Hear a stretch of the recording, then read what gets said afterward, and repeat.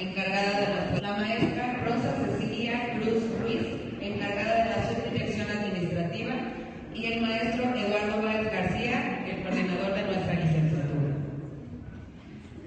A continuación le voy a ceder el micrófono a la encargada de nuestra dirección para que nos dé unas palabras.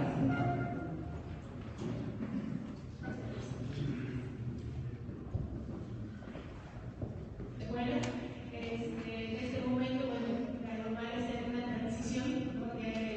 Para elegir el director efectivo, por eso estamos nosotros al frente. En la siguiente sesión ya no vamos a ver como autoridades, pero sí como compañeros de nuestra escuela, que en ese sentido siempre agradecer su apoyo al recibir en tu espacio de trabajo a nuestros estudiantes. En este momento, la jornada, también agradecer a la academia por esta organización, ¿no? Y la jornada que va a tener la participación de nuestros Antonio, que también agradecemos su participación, y por supuesto como humanista, ¿verdad? Que siempre colabora con nosotros. Entonces les deseamos una jornada de éxito y feliz siempre contando con su apoyo con las demás generaciones, y como siempre ha sido este vínculo. No podemos concebir la formación de un humanista sin el trabajo en educación básica, ¿no? Que va a la par, que se va aprendiendo de este trabajo tan hermoso de nuestra profesión, ¿no? El trabajo de la docencia. Entonces, pues ya lo alargo para que puedan le demos paso a la conferencia y desearles lo mejor y darle que nos sorpresa un ratito, ¿verdad? ¿Maestro Sergio? Oye, no, muchas gracias y que tengan un bonito día y estamos en contacto. Digan bienvenidos a la escuela. Gracias.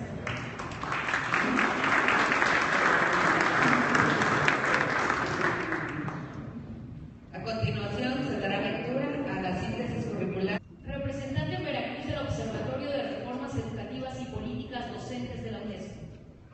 Investigador con perfil internacional, adscrito al grupo de trabajo Reformas y Contrarreformas Educativas del Consejo Latinoamericano de Ciencias Sociales, con sede en Argentina.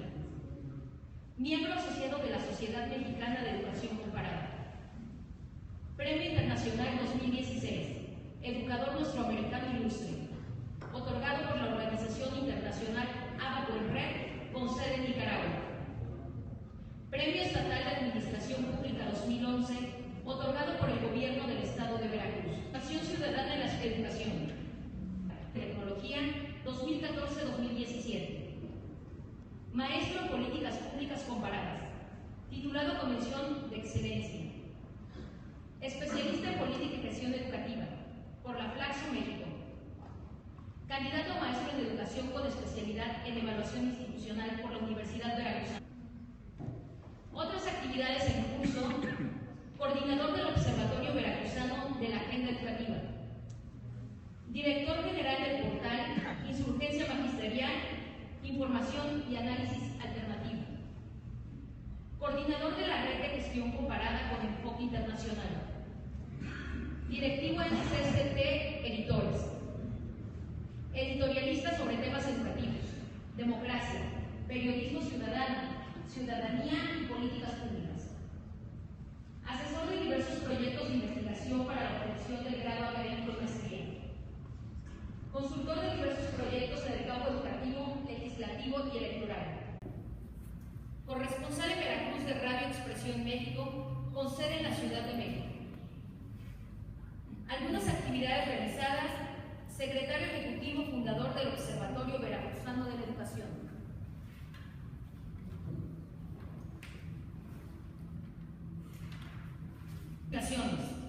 Coautor del libro Educación Básica, Retos y Respuestas desde lo Cotidiano, 2012.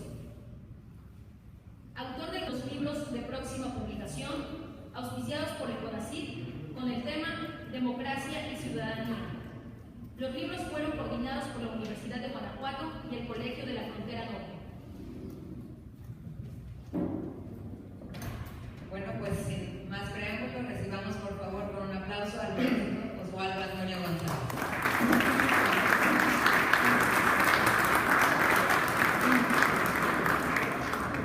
Bien, te agradezco la invitación para conmigo, explicar un poco de esto que es como lo que está ahorita en la discusión.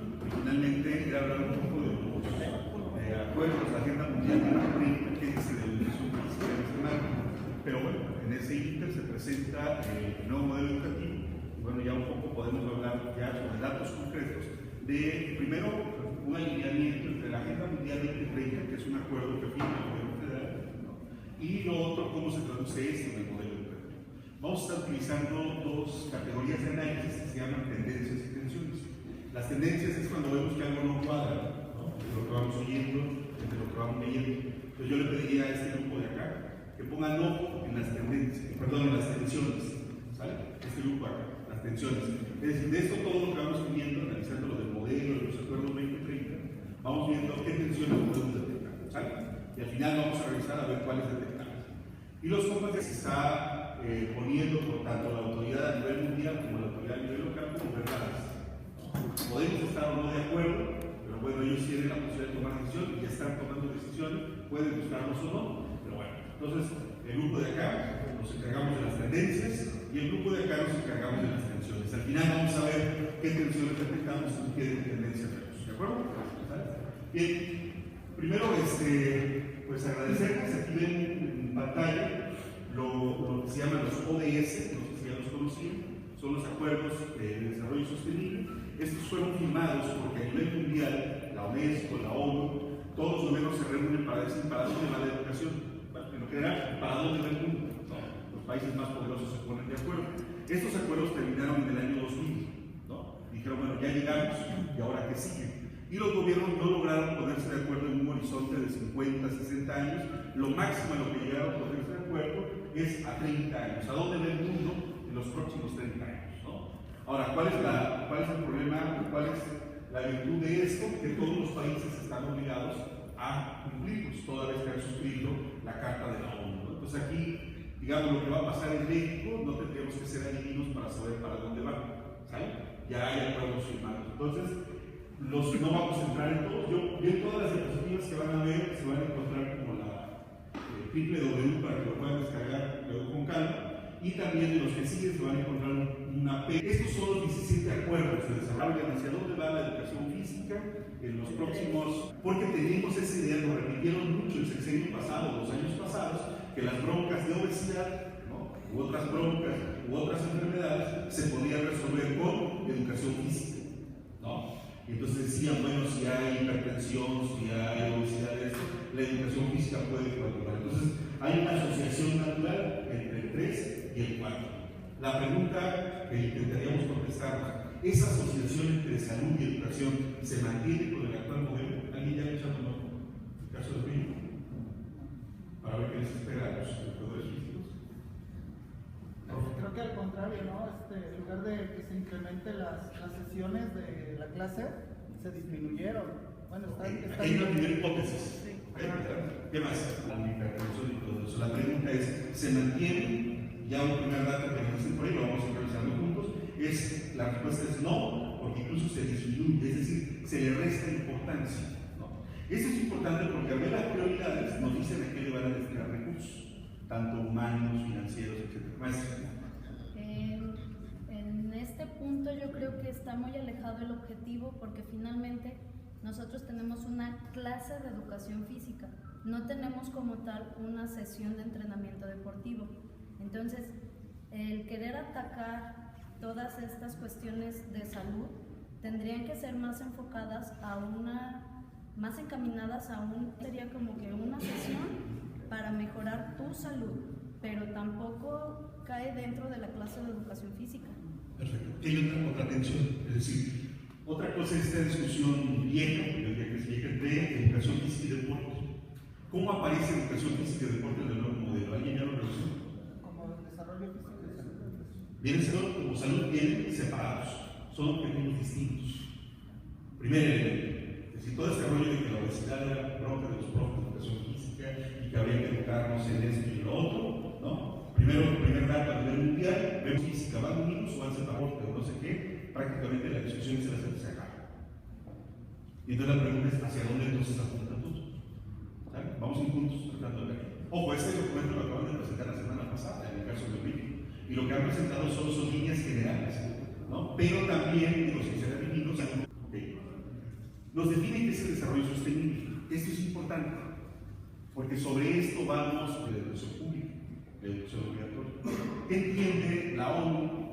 ¿Qué entienden todos los países que firmaron este acuerdo, incluyendo México? A ver, échale lo mismo. Es que en aras de vivir bien hoy, todos los países están comiendo los recursos de mañana. Es decir, no hay garantías, si seguimos la tendencia, de que las nuevas generaciones con tal de vivir bien. Y todos los países se han firmado. ¿No? En el caso de ecología, pues prácticamente todos han firmado. Los efectos reales. Dicen, siempre lo firman los países por lo regular que no tienen industria, ¿no? Y los que tienen industria no las tienen. Entonces ahí hay un juego. Pero ¿qué plantea el desarrollo sostenible? Armonizar tres elementos: el crecimiento económico, la inclusión social y la protección del medio. El nuevo modelo teóricamente tiene que responder, educativo tiene que responder a esto. ¿No? Vamos a ir viendo si responde o no. ¿Sale? Pues resulta que en 2011 se reformó la Constitución de nuestro país. Bueno, varios artículos, entre ellos el tercero y todo lo demás, pero a nosotros nos interesa ahorita el artículo primero. ¿Le damos cuenta? Esto dice el artículo primero: marqué en azul aquellos que me parece que pudieran ser libres. Porque ¿cuál es el otro problema? Y eso antes de meternos al análisis ya del modelo, que luego pensamos, y lo voy a decir así, pues allá, y entonces tenemos que aguantarnos, ¿no?, las ocurrencias, porque de repente resulta que en educación física toman decisiones a nivel curricular alguien que no sabe nada de educación física. ¿Y cuál es la chamba de los profes de educación física, tanto el grupo como el anual? Nos quejamos.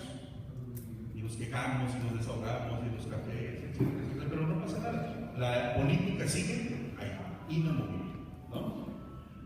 Pues resulta que México, al firmar acuerdos internacionales, se le obliga también a reformar la Constitución política, donde algo que se llama que los acuerdos internacionales ahora son vinculantes.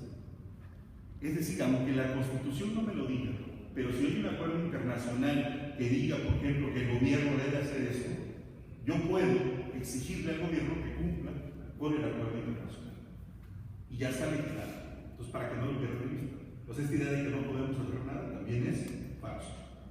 Podemos recurrir a instancias internacionales para que se cambie. Les pongo solo un ejemplo pequeño y no me voy a detener mucho en esto. ¿Sí saben por qué se terminó la prueba enlace? Porque el gobierno quiso. ¿Sí saben? ¿No? Porque un maestro de Chiapas, ¿no?, en el último lugar en la prueba enlace en uno de esos años, ¿no?, metió una demanda ante CONAPRED y acusó a la prueba enlace de discriminatorio. ¿No? El gobierno, el Estado pierde el juicio y tiene la recomendación del juez es que tiene que acabarse con las pruebas estandarizadas como enlace. Entonces el gobierno tiene que quitar el enlace. ¿Fue una marcha? No. ¿Fueron tomas de instituciones por días? No. Fue algo que se llama litigio estratégico. ¿Quiénes lo tienen que hacer? Los que saben eso. Es decir, el padre de familia no sabe si en esa hora que están trabajando ustedes están viendo deporte o están viendo predeporte o están viendo educación física. ¿Quiénes sí lo saben? Ustedes. No. ¿Y qué se necesita? Pues ver qué convenciones internacionales, qué acuerdos internacionales está incumpliendo el gobierno, ¿no? Elaborar un documento, tal vez asesorarse con algún abogado y meter un juicio. Bien, donde están las oficinas de esa instancia. ¿No? ¿Vale? ¿Sí? Este es el objetivo 4, el que tiene que ver con la educación. ¿Y qué dicen los acuerdos de desarrollo sostenible? Ustedes están trabajando en el CES. ¿Vale? Si algo de eso tiene que ver con la educación física, o con lo que les han dicho que tiene que ser la educación física, en la formación de la normal, en su actividad cotidiana, etc. Dicen, no, pues de acuerdo a los objetivos del milenio de desarrollo sostenible firmados por la ONU, ratificados por México, México tiene que hacer una educación inclusiva. Y a la hora de revisar el documento, el nuevo modelo que me presenta, resulta que yo no veo por ningún lado que sea inclusiva. Ojo, no significa que no aparezca la palabra inclusiva, porque el gobierno puede decir que este modelo es un modelo inclusivo, pero ustedes como especialistas dicen, no, yo ya lo leí y a la hora de ver no veo ninguna política inclusiva. Aparece la palabra inclusiva. Vuelvo al punto, ¿quiénes pueden ver esa parte fina? Los especialistas. Materia de educación física, etcétera, etcétera. ¿No? Entonces, ese es el gran objetivo 4. ¿Le seguimos? ¿Cuál es la meta?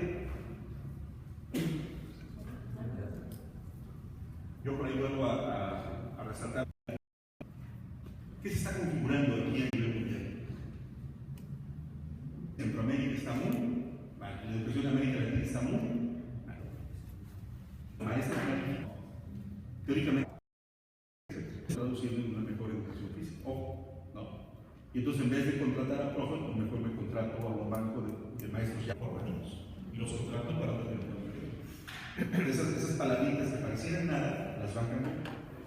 Menos adelantado no suena feo, ¿no? Es decir, hay bases. También nos van a no echar la mano para mandar de tantos profes, ¿no? Etcétera. ¿Sí? ¿Qué plantea la SEP para cumplir con esto? Teóricamente esa es la lógica de un acuerdo internacional ya firmado. Y vamos viendo cómo responde la Secretaría. Vuelvo al punto. Ahorita tal vez no veamos educación física tan de lleno porque no han presentado los programas vigentes. Se supone que de acuerdo a la calidad de implementación, en julio o agosto tendrían que estar presentando, ¿no? El problema es quién los validó, qué maestro de educación física participó. Bueno, pues tampoco. Pero así como están sufriendo ustedes, están sufriendo los de primaria, los de preescolar, los de especial. Bien, vamos a entrar entonces al análisis de lo que plantea la SEP en la lógica de envolventes. Es una metodología de análisis. Hay que darle cuenta que es como la cebolla, ¿no? Ya ven que la cebolla tiene capas. Nos vamos a quedar solo en la primera capa, que es todo lo que van a ver de aquí en adelante es textual, es decir, es entre comillas. No lo digo yo, está tomado tal cual del modelo que presenta la SEP, pero agarro y lo pego. La idea es que vayamos analizando, entonces se llama análisis textual, prácticamente es el primer envolvente de un análisis, ¿no? Bueno, seguimos. Bien, este es textual. Vamos entrándole. Y les decía, por acá van a encontrar una P y un número, se refiere a qué página dentro del modelo, página, es un PDF, ahí lo encuentran y pueden encontrar eso textual.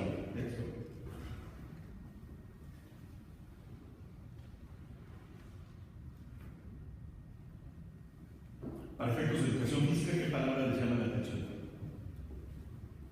Yo diría formación integral, porque pensamos entonces que no solo es mente, es cuerpo, por ahí puede haber algo para la educación física. ¿Qué más?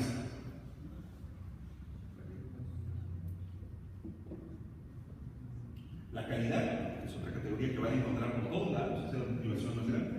El otro, equidad. Y el otro algo que se llama proyectos de vida. La escuela tiene que preparar a los chicos para los proyectos de vida. Y vamos a ver luego qué entienden por proyecto de vida. ¿Sale? Y eso les va a dar una idea de cuál es el papel que les están asignando a los educadores físicos. ¿Seguimos?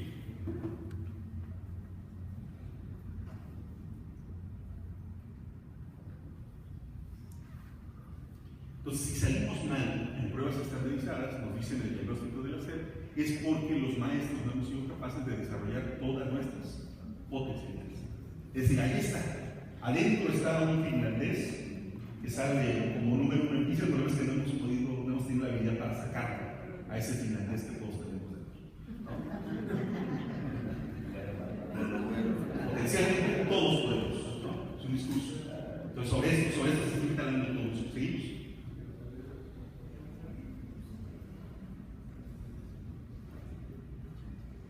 Entonces luego uno pregunta, por ejemplo, ¿cuál es el enfoque del nuevo modelo educativo? ¿Se acuerdan? El 93 fue construir, digamos, juntos la normal, Piaget y Bosco, pues eran los teóricos que leían, luego vino este rollo de las competencias con los panistas, gerenciamiento público, y Yelo, Carrenao, y otros autores, ¿no? Que fueron como los de moda. De repente, si van en no lo van a encontrar. ¿Qué pasa aquí? Nosotros lo llamamos incluso, como categoría, una especie de vacío pedagógico. Entonces es como en una olla donde meten todos los enfoques educativos, es decir, todo puede usarse.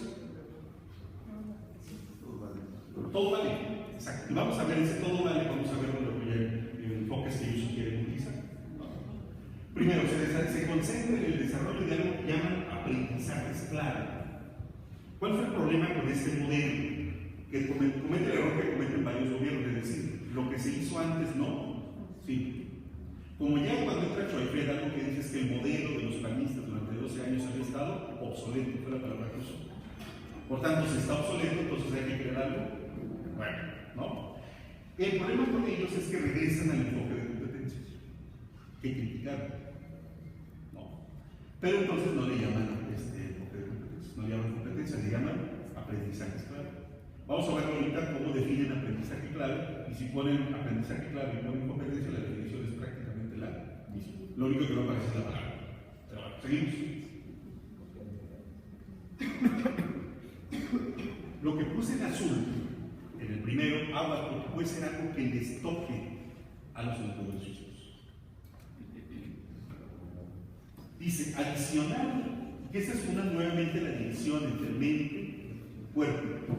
Entonces, algo que le llaman lo académico, o sea, desarrollo de lo académico, español, matemáticas, ¿no? Y luego desarrollo de lo social, y ahí incluso lo divide lo que llaman habilidades socioemocionales. Y entonces, cuando decíamos, por ejemplo, que los chicos no aprendían, ¿no? En los modelos anteriores decíamos que había falla del profe, había falla de esto. Aquí mucha de la explicación del por qué no tienen buenos resultados los chicos, la respuesta es por la falta de habilidades emocionales. No sé si han ido a los cursos de correr, y yo no tengo nada contra esos tipos de cursos, pero esa idea de que tú eres el centro del universo, para poder cambiar el mundo te lo tienes que creer, tú eres esto, tú te mereces, o sea, te empiezan a meter esta idea de programación, ¿no? De éxito, como si el éxito se obtuviera solo por creer. Yo no niego que pueda haber un elemento ahí, pero de que eso desperta todo vamos. Entonces, este rollo de habilidades socioemocionales lo vamos a encontrar más adelante, ¿sabes? Y lo vamos a ver, ¿no? Y el otro es algo que nos vende, lo hemos visto en medio, que se llama autonomía curricular. Eso para el educador físico sería fabuloso. Imagínense que ustedes pudieran desarrollar sus propios programas curriculares. Si estoy en un lugar de educación indígena, no tengo cancha, ¿no? Entonces yo tengo que llegar a este objetivo, entonces voy a hacer mi propio plan y programa para ¿no? Yo creo que de eso ustedes estarían encantados, pero bueno, nosotros también, en el caso primario. Es decir, en lugar de estar desesperado por cumplir un plan de programas, que ustedes pudieran diseñar su propio plan, como cuando hacen sus planes de entrenamiento. Parten de lo que tienen los chicos, ¿no? Y a partir de ello hacen una especie de clasificación, luego dicen vamos a llegar a tal punto, ¿no? Entonces, esto que nos venden como lo nuevo, estas dos cosas, habría que ver qué tal, hasta dónde llegan, ¿no? Dice, ok, entonces entender a los chicos también por la parte atentiva, no, pues fabuloso. Pero ¿qué es lo que está planteando la Secretaría de esa materia? Seguimos, ¿verdad? Este es otro elemento del nuevo modelo. Y aquí es donde ya empezamos a distinguir en la lógica de cebolla todo lo que es discurso, ¿no? Con el planteamiento ya curricular concreto, ¿sabes? Y nos dicen, ¿qué vamos a entender por calidad? Pero esto incluso quedó en el artículo 3º. ¿Cuál es la definición de calidad?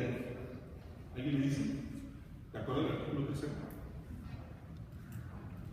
Si se van a dar cuenta, hay tres grandes criterios que nosotros estudiamos mucho en el caso de las normales, que es educación pública, laica y gratuita. Esas tres categorías no aparecen en el nuevo modelo, pero sí va a aparecer otra característica que es el de calidad. ¿Pero qué entiende por calidad el nuevo modelo educativo? ¿Qué entiende por calidad? Algo que ellos llaman el máximo logro de aprendizaje. Y esto es común, porque la justificación para hacer un nuevo modelo es que salimos muy mal en las pruebas como PISA, ¿no? Salimos muy mal en las pruebas estandarizadas. Entonces lo que tiene que promover el gobierno es calidad. Y entonces cuando leen, por ejemplo, a Silvio Schmelkes, que ahorita está en el INE, o a todos sus teóricos que dicen que la calidad no se puede definir, porque la calidad tiene que ver con contextos, la calidad tiene que ver con personas. Pues aquí sí se ve que lo definen. Pero no solo lo definen en el modelo, lo definen en el artículo 3º. ¿No? O sea, ya está definido y fue validado por más de la mitad de los congresos legislativos. Máximo logro. ¿Y qué es aprendizaje? Pues la capacidad que tiene el chico para demostrarlo a través de pruebas estandarizadas. Es más o menos el horizonte del desarrollo. Y ya cuando vemos esto, que a esto se sintetiza el nuevo modelo, ese discurso de la equidad, de todo, empieza a pasar a un segundo plano. ¿Seguimos? ¿Qué se les va a pedir entonces a los maestros de educación física, a los maestros de preescolar, a los maestros de primaria, que logren el máximo aprendizaje en sus chicos? Oye, ¿dónde entra el cuerpo? ¿Dónde entra el desarrollo emocional y todo ese rollo? Todo al servicio del máximo logro. ¿Qué plantea el nuevo modelo respecto de formación y desarrollo profesional?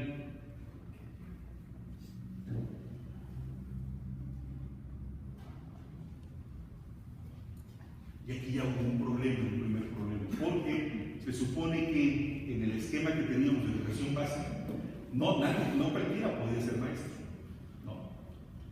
No cualquiera podía ser, digo, yo podría jugar muy bien fútbol, pero de eso a ser maestro de educación física, pues hay un tramo, ¿no? Podría ser bueno en básquetbol, pesas, triatlón, de eso a ser maestro de educación física había un tramo. Y para hacerlo, optabas como carrera de vida, es decir, a la hora de terminar tu bachillerato, tenías ser ingeniero, ser arquitecto o ser maestro. Y a eso le dedicabas 4 años de tu vida a prepararte, ¿no? Eso se acabó con la reforma laboral del 2013. El problema es cómo cuadramos eso que se acabó con la exigencia de que necesito maestros de educación física profesionales. No, ahí hay una primera incongruencia entre el modelo. Y dice, ¿cómo se concibe al docente como un profesional? Un ingeniero podrá saber mucho de matemáticas. De eso, a que sea un buen maestro de primaria,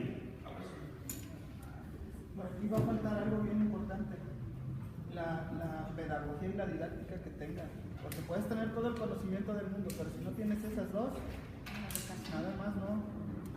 Sí, el problema es que aquí intenta justificar ya el modelo que lo que necesita, ya el profe, porque ya laboralmente lo permiten a través de los exámenes de ingreso, y claro. Pero ahora, ¿qué está pidiendo el maestro que ya está dentro? Esto, que sea un profesional. Como si por solo decirlo, el profe que no tiene formación pedagógica la va a adquirir. Y entonces uno dice, no, aguanta, porque igual el gobierno no piensa muy mal, igual el gobierno tenga un desarrollo, un plan de formación y actualización, ¿no? Le va a dedicar un montón de dinero del primer mundo, va a tener especialistas para desarrollar esa formación pedagógica, con los que entraron con licenciatura de otros perfiles, como el caso de Reino Unido, los va a obligar o les va a dar una maestría en didáctica de la educación, etcétera, etcétera, ¿no? Pero vamos a llegar a ese punto más adelante cuando veamos actualización. Y resulta que el gobierno reduce la actualización y la formación a cursos en línea. Ese es todo. Entonces, a ver, entra sin formación pedagógica. Ya está. Les pide ser profesional. Y el gobierno les da para ser profesionales cursos en línea. Y ahí se está pensando. ¿Y se acuerdan lo que decíamos de maestros calificados a nivel internacional? Pues resulta que en 5 años, si ser adivino, yo puedo decir que la educación no se ha movido, a pesar de la reforma. Y yo puedo decir con autoridad que los culpables son los profes. Pues ya dijimos todo. Hay cursos, ¿no? Etcétera, etcétera. Entonces yo puedo justificar el poder traer de la prueba piloto a algunos profes de educación en países adelantados para ver si funciona mejor. Y es lógico que el otro, incluso siendo del propio PRI, es casi seguro que no debe hacer eso.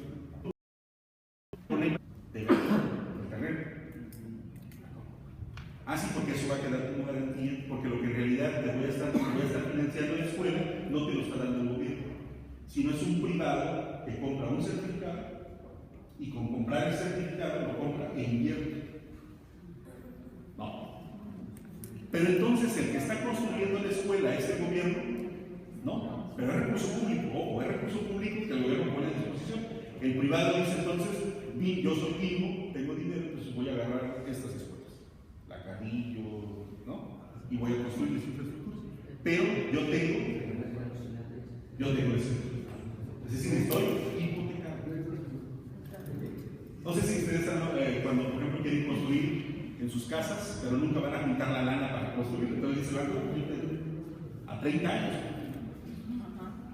Con la idea de que tienes tu trabajo seguro, eres profe de educación física, no te van a correr, ni no te vas a jubilar. Pero ¿qué pasa si viene una reforma? Yo prefiero no tener. Con que ahorita todo lo que se tenga que pasar. Si yo como padre de familia, que también muchos como padres de familia estamos muy que en ese recurso, en vez de yo papá operar para que sean esa obra. Sí, el problema ahí es que cuando hablamos de lo público, el problema es que lo público no tiene dueño.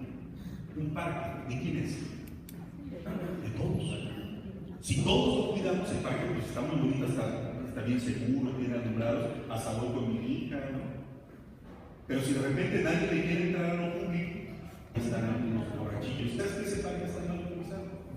Dámelo a mí, yo lo voy a administrar. Y para subsanar, para financiarlo, pues les voy a cobrar una pequeña cuota a los que quieran entrar. ¿Por qué pagamos? Porque resulta que un privado se le concesionó para que le den mantenimiento. Entonces, lo que nosotros operamos en la caseta, nosotros estamos pensando que entra a SCT, la Secretaría de Comunicaciones, pero no, entra a la bolsa de uno. No sé si han tomado la carretera hacia Minatitlán, hacia el sur sureste, ¿cómo está? Me puedes decir, oye, pues no lo pago, porque está mal, están vendiendo una autopista del primer mundo. No tenemos la... Aquí también, yo como... Me puedo quedar con las escrituras a reserva, por favor, a reserva, etcétera, y yo las escrituras. La otra que yo me quede con las escrituras y que tenga mi cercanía, no se me explico, no va por ahí un poco el dilema. ¿Se acuerdan de los objetivos de desarrollo sostenible? Que la idea de estar bien hoy estamos sacrificando futuros. Son mis hijos, ya mis hijos de 2 años salen, decían, por ejemplo, mis hijos se quedaron en la mesa, tendríamos que pagar una cuota, pero era voluntaria. Y lo hacíamos a comprar como solidaridad, uno va y paga, aparte de que es una buena escuela, vemos que el dinero se invierte bien, etcétera, etcétera. ¿No? El problema de ahorita es que con este rollo ya va a ser una cuota formal. Si quieres, como la carretera, si no quieres, pero que no te pida cuota. Pero ojo, ya no es la asociación de padres de familia. No, ya es un ente. Nosotros ahorita en Claxo trabajamos mucho un método que los invito a que lo puedan realizar, se llama estudios comparados o investigaciones comparadas. ¿No? Vean lo que pasó en Chile, porque luego uno platica de es que tú estás en contra del gobierno, que nada te parece. ¿No? Vean lo que pasó en Chile. ¿No? Lo que se llamaban apoderados. Y uno dice, bueno, pues aquí ve uno las marchas, ve uno lo de Argentina y quieres estar marchando, maestros. En Chile estaban marchando chavos de primaria y de secundaria. Entonces se acuerdan del movimiento de los niños. Ahí no marcharon los chavos. ¿Y por qué? Porque ya era insostenible. Me decían, ok, tienes que pagar cuota en la anexa de tantos dólares. Oye, no puedo darlo, entra el banco, yo te doy, te financio y me lo pagas cuando trabajas, no ahorita. Y entonces de repente los chavos salían de la universidad con, prácticamente ya estaban hipotecados con la empresa. La empresa decidía qué iba a hacer, dónde iba a hacer, etc. Y entonces estaba en realidad protestando los chicos. Y el movimiento, las 3 grandes características de la educación que nosotros conocimos: gratuidad, laicidad y obligatoriedad. Pero no era obligatoriedad solo para el padre, era obligatoriedad del Estado de dar la educación. Perdón, Sí, gracias. Buenos días. Excelente la plática. Si yo es una reflexión en relación a internet, ¿no? Sin embargo, fue un programa que fue un fracaso, porque lamentablemente fue una robadera de aparatos en todas las escuelas y las escuelas son las que tenían que pagar. Sin embargo, era buena la idea, era buena. Yo lo que quería preguntar, ¿qué pasó con ese programa? Sí, aquí, ojo, nosotros decimos que en política pública no hay cosas que sucedan al azar. Siempre cuando llegan los gobiernos, tienen el presupuesto. ¿Dónde lo voy a invertir? ¿O dónde lo voy a gastar? En el caso, por ejemplo, del ciclo medio, ¿cuál es el problema con esos programas? Que son ocurrencias. Nunca le preguntan al profe, oye, ¿en serio necesitas computadora? ¿En serio esto va a ayudar a mejorar? Por ejemplo, yo quiero hablar de una política de educación física. ¿A quién tendría que preguntarles primero? A los profes. Oigan, tengo una bolsa de tantos millones, no va a alcanzar para todos, pero ¿en qué cosa puedo invertir? Cuando uno rasca lo del ciclomedio, incluso con los informes de la Auditoría Superior de la Federación, resulta que parecía un programa bonito, ubicado con un buen discurso, como lo estamos viendo ahorita, pero ¿quiénes fueron los beneficiados? Las empresas que ¿A quiénes se les compró ese equipo? ¿Qué características tenía? ¿Cuál era su vida útil? ¿No? Porque incluso ni les interesó mucho el sustento pedagógico, sino solo equipar, es decir, solo repartir. Pero ese repartir no era de la nada, o sea, no es que alguien lo haya donado, fue recurso público que se invirtió. Y entonces, pues ahí salieron los nombres de las hijas de Marta Sagún como los proveedores del gobierno. A los maestros nunca se les preparó para ese mismo. Pero porque no era el interés. ¿Cuál era el interés? Justificar una bolsa de dinero que pasa a manos de uno. Y entonces estos cuates ni tenían empresas de esas, no se dedicaban a eso, pero las crearon para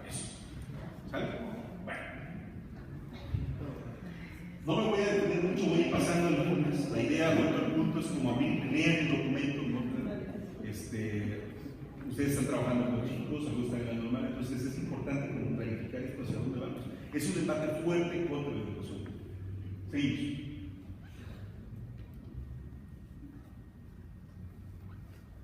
Aquí va todo el discurso todavía. Ahora ya dice, no, qué chido esto, ¿no? Pero resulta que cuando los del poli lo hicieron, ¿no? ¡Pum! La represión. Entonces, ¿para qué formó chicos libres democráticos? ¿Para qué? No, dice, no, pues esto lo dicen de rollo, porque se oye bonito, porque es como lo nice a nivel mundial. ¿Qué gobierno va a decir? Formar niños obedientes, ¿no? Capaces de reproducir que no esto, que no lo otro, ¿no? Es decir, ¿qué gobierno va a decir? Ninguno. Lo coordinan los discursos de este tipo. ¿No? ¿Seguimos? Pero que por otra parte no podría llegarse a formar esos modelos de salud. Ahora imagínense formando eso con profes que están siendo obligados a hacer evaluados. ¿No? Bien, aquí no le voy a entrar mucho, vuelvo al punto, por aquí tienen la página 51. Hay un ámbito dentro de la nueva propuesta curricular que se llama atención al cuerpo y a la salud. Y es ahí donde se inserta educación física. ¿Qué se le está pidiendo educación física al terminar cada tramo de educación pública obligatoria? Al término del escolar, esto es lo que tienen que garantizar ustedes en nuestras educación física. Al terminar la primaria, esto es lo que tienen ustedes que garantizar. Ya al terminar la secundaria, esto es lo que tienen que garantizar. ¿Sale? Y la pregunta que viene es ¿cómo? Pedagógicamente. Y es ahí donde llega el proceso. Yo eso se lo voy a dejar para que lo analicen con calma. Seguimos.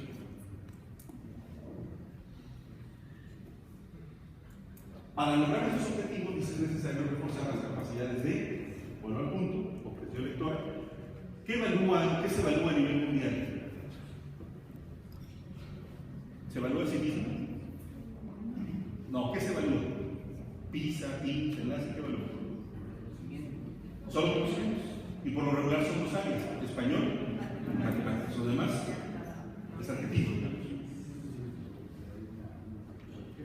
Ustedes, y lo digo en buen plan, como una crítica fuerte, la educación física criticó muy poco, se movió muy poco cuando presentaron el modelo anterior. No, este modelo, porque acuérdense que ya lo habían presentado, luego se echaron para atrás porque hubo muchas críticas. Incluso ya habían presentado los planes y programas.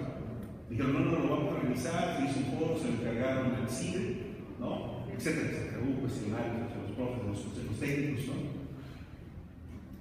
Los compañeros de educación indígena, cuando ven el documento, se empiezan a organizar a nivel nacional y hacen llegar una serie de documentos.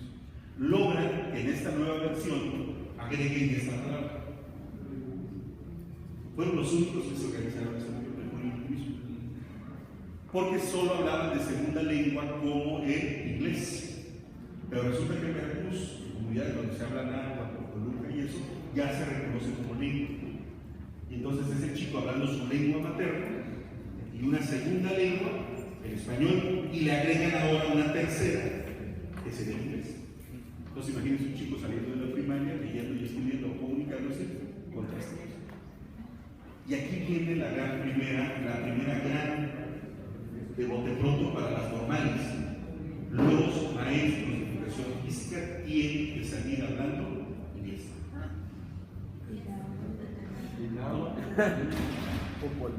Porque es la segunda lengua por obligación. Cuando uno va a la propuesta curricular de primaria en el grupo de inglés, dice que los chicos tienen que ser capaces de comunicarse. Y entonces el maestro de inglés también tiene que colaborar con eso. ¿Se acuerdan lo que decíamos de este maestro ideal? ¿Cuáles son sus características? Pues agreguen una primera viñeta. Habla inglés. ¿El finlandés habla inglés? Tal vez los que contratemos sí, y ustedes no, pues ya tienen un punto menos. Seguimos.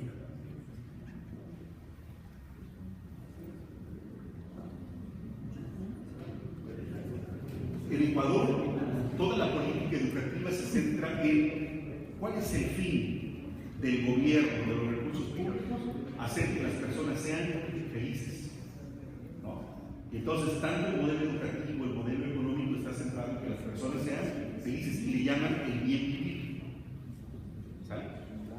El problema de acá, como se ha vuelto una política que ha demostrado que da resultados, el gobierno retoma la palabra feliz, pero chequen el contexto.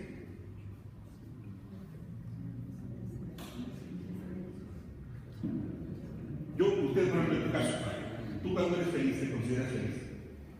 ¿Tienes hijos? ¿Cuánto consideras feliz en relación con tus hijos? Cuando obedecen, hacen las cosas, cuando se les indica, cuando sacan buenas calificaciones, cuando hacen buenas acciones. ¿Hacen buenas acciones? Acaba más o menos en la misma lógica del papá. Ser felices cuando sacan buenos resultados en PISA, cuando esto, cuando todo, de otra manera eres infeliz. No. Y si eres infeliz, concluyo que sales mal en las pruebas, entonces tengo que desarrollar tus habilidades emocionales. Entonces resulta que mucha de la chamba del educador físico va a ser, y por ahí hay 3 verbos que vamos a ver más adelante, es lo que tiene que darle al chico: seguridad. Porque no es que no sepa, Es que no se siente seguro. Por eso no contesta bien. Y entonces la chamba del educador físico hace crear ambientes de aprendizaje que no centrados en la felicidad. Incluso implica una palabra que se llama autoaceptación.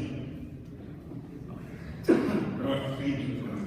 Voy a tener un poco de velocidad porque si no, no vamos a terminar.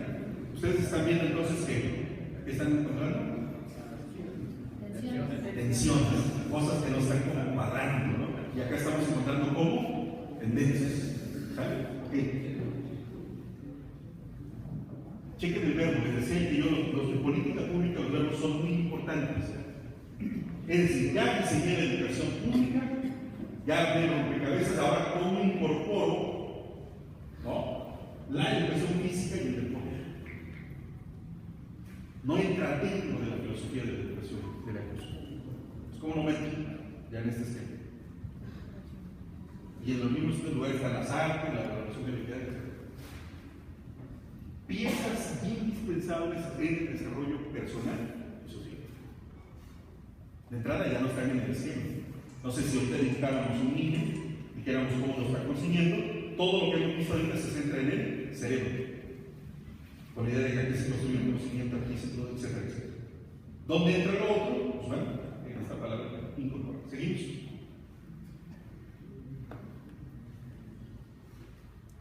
Y luego el programa se dedica unas buenas páginas a darnos la importancia de la motivación, de la autoconfianza. ¿Quién puede estar en contra de esto? El problema es cómo lo traduce ya a política educativa, a plan, a propuesta curricular. ¿Todo esto para qué? Para mejorar el desempeño, para la permanencia e incluso para la conclusión de los estudios. Es decir, la motivación para eso sirve el desarrollo emocional. ¿Sale? ¿Seguimos? Si alguien deserta, o si alguien deserta, no es porque tenga que trabajar, no es porque tenga que llevar a su papá, no es que no tiene la sensibilidad o no tiene el desarrollo emocional desarrollado. ¿No? Voy a pasarme varios, ¿sale? Échenos un poquito, no va a haber chance de hacer todos. Aquí están los métodos de enseñanza. Y es cuando dice, no, pues esto es de locos. ¿Qué método voy a usar para lograr la felicidad? Pues los que quieras. Los que hemos estudiado un poco de investigación, por ejemplo, sabemos que hay paradigmas. Y los paradigmas existen precisamente porque hay una concepción de realidad distinta, ¿no? Lo cual son perspectivas, son formas de acercarnos a la realidad. En algunos casos son incompatibles porque tienen que ver con modos de concebir la forma de construir los conocimientos. No es lo mismo conductismo que constructivismo. Si no, puedes promover la integración, la creatividad, la colaboración, la motivación, aprendizaje basado en preguntas, problemas, proyectos, etcétera, etcétera. Pero lo que tienen que lograr son que niños felices, pero son felices porque salen bien, porque lo que queremos es calidad, entendiendo calidad como máximo logro de aprendizaje, entendiendo aprendizaje como salir bien en una prueba de aprendizaje. Es decir, ¿cuándo vamos a ser felices los mexicanos y el gobierno? Cuando salgamos bien en PISA. Seguimos.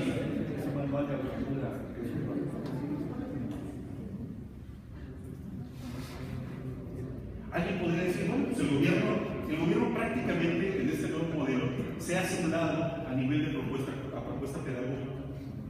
Entonces dice el gobierno, yo no les voy a decir cómo, y ahí se lo dejo, hagan ustedes. Hay un vacío pedagógico en ese sentido.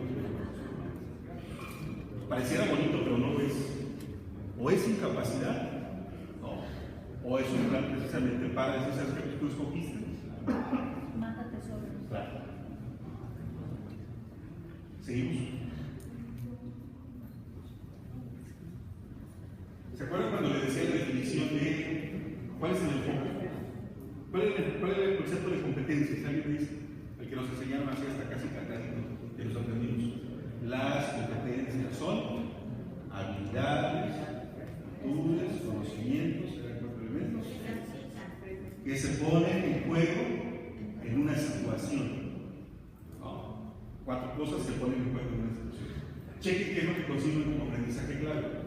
Conjunto de contenidos, actitudes, habilidades y valores. Eso es la definición de competencia. Yo puedo concluir entonces que el enfoque pedagógico está centrado en competencia. ¿Claro? ¿Por qué no lo reconocen? Porque sería entonces reconocer que los benditos 12 años de los panistas no estuvieron tan equivocados. Pero también implicaría que se ubicaran ya en un enfoque pedagógico. O sea, muchos a la crítica a nivel mundial del enfoque de competencias ha sido muy fuerte. Al grado que uno de los teóricos más avanzados latinoamericanos, Robot, por ejemplo, ya tomó distancia del enfoque de competencias. Dice, el enfoque de competencias no es otra cosa que un neoconductismo, etcétera, etcétera. Nos forman con este documento que impulse los cambios necesarios para actualizar. ¿Cómo? Yo esperaría que la licenciatura ya estuviera analizando cómo vamos a hacerle para resolver la brecha del inglés, porque es lo más exacto. ¿Cómo voy a resolver el problema de que los chicos trabajen con habilidades emocionales? ¿Cómo van a ser felices? Para ser felices. ¿No? Seguimos. Es decir, la licenciatura tendría que estar revisando para dónde va. Vuelvo al punto, están los acuerdos internacionales a los que podría la ley cómo meterles inglés como más horas o algo así, pero resulta que en 2 años esto se acabó. Y ahora me dicen, oye, eso ya no va. ¿O quién nos dice qué hacemos? Chicos de pedagogía viniendo a tomar didáctica como parte del currículo y chavos de educación física yendo a tomar las licenciaturas en las universidades. ¿No? Esto en realidad implica la desaparición de la educación física en las escuelas. ¿No? Es decir, una mezcolanza rara. Ojo, yo creo que se reía, uno podría pensar en el próximo siglo.